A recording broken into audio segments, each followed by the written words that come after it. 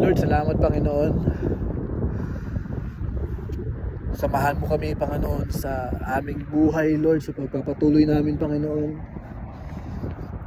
I-recognize ka namin Panginoon, unang-una sa lahat, pangalawa sa lahat, ang pagtitiwala namin sa iyo, O Diyos. Pangatlo Panginoon, alam namin Panginoon, nasasamahan ka, sasama ka sa amin. Sasamahan mo kami Panginoon sa aming buhay, Lord. Salamat Panginoon, hindi na namin kailangan gawin yung mga bagay-bagay, makahirap kami Panginoon upang makuha namin yung satisfaction namin sa buhay, yung kaligayahan namin sa buhay. Hindi Lord, hindi po doon nasusukat Panginoon. Ang sukatan po Panginoon ay ang pagsama mo po sa bawat isa sa amin. Panginoon, salamat O Diyos sa lahat Panginoon ng nakakaranas Panginoon ng kawalan. Lord, provide everything they need.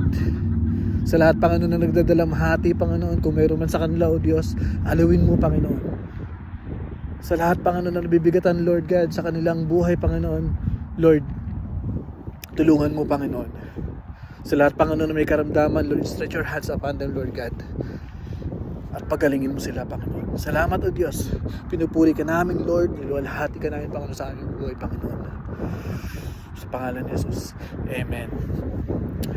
Amen. Medyo maginaw na po. At salamat po sa Panginoon.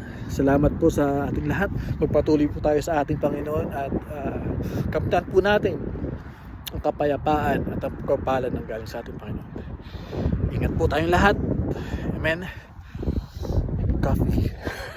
Ginaw na. Goodness. Okay, pakita ko muna bago tayo bago ko kayo anan, okay, pakita ko muna sa inyo yung view ng Canada.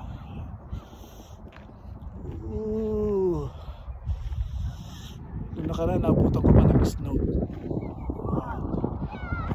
So, anong oras na? Para mag-aalas 8 na yata. Or 8:35. So, bilang lang po kayo ng opposite. And then -2. Yun ang oras namin. Okay?